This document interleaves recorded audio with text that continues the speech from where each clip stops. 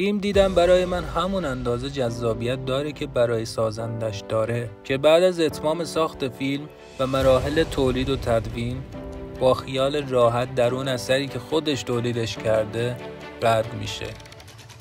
دیدن دنیای جدید از چشم و منظر کارگردان و تصویری که چند ساعت رو میتونی توش زندگی بکنی و از دنیای خاکستری رنگ و اطرافت و از این روزمرگی لعنتی دور بمونی و از واقعی و ترسناک بودن زندگیت به رویاهای درون فیلم پناه ببری.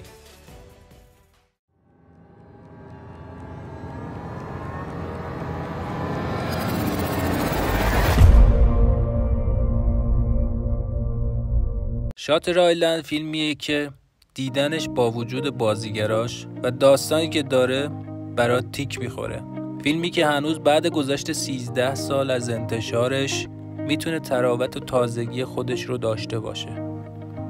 فیلمی مهیج و دلهره آور روانشناختی با چاشنی معمایی که البته کمی بیشتر از چاشنی که از لحظات اول فیلم باید منتظر این باشیم که آخر داستان تیکه پازل گم شده پیدا میشه یا نه.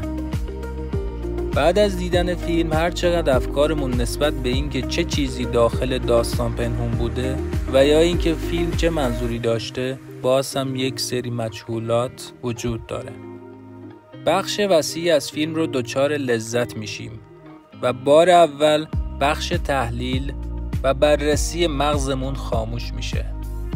با دیدن چند باره فیلمه که به یک سری نکات دست پیدا میکنیم، ولی بازم کافی نیست.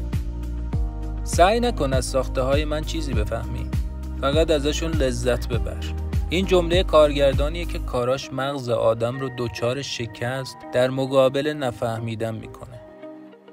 تو فیلم انگار داخل مغز آدمی زندگی میکنیم که به تاریکی مطلق رسیده، به خواب و رویاهای تو در تو، و به خاطر همین احوالات پریشونه که فیلم جزو دسته ترسناک هم قرار میگیره. همه چیز هم درست هم غلط، از کمتر به بیشتر میرسی و افکار دیگه از صخره پرت میشن پایین. همون جوری که گفتم مخاطب قصه رو دنبال میکنه، مثل تمام داستانهای بقیه فیلم ها. چیز عادی که با ورود به جزیره شاتر قرار متوجه اون بشیم و تنها سوالی که پیش میاد قرار چه اتفاقاتی داخل جزیره بیفته. با سرعت خوب وارد قصه فیلم میشیم و تا آخر فیلم سوالاتی به ذهنمون میرسه و همه چی با نزدیکتر شدن به پایان گنگتر از قبل میشه و در نهایت هر چی رشته بافته شده توسط مغزمون بود پنبه میشه و با یک پایان بندی درست یه لبخند تحسین برانگیزی گوشه لبت میاد و میخوای ایستاده تشویقش بکنی. و این اتفاق با وجود بازیگرانی چون دیکاپریو و مارک رافالو میتونست اتفاق بیفته. تأثیری که این دو بازیگر و البته بازیگرای دیگه تو روند داستان داشتن بیشتر از تخیلاتمون نسبت به پایان بندی فیلم بود.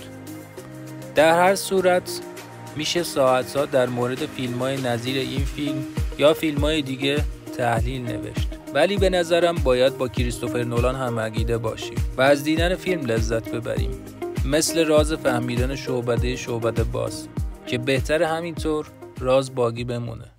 اینجا منو به این فکر میندازه که کدوم بدتره، زندگی کردن مثل یه هیولا یا مردن مثل یه انسان خوب.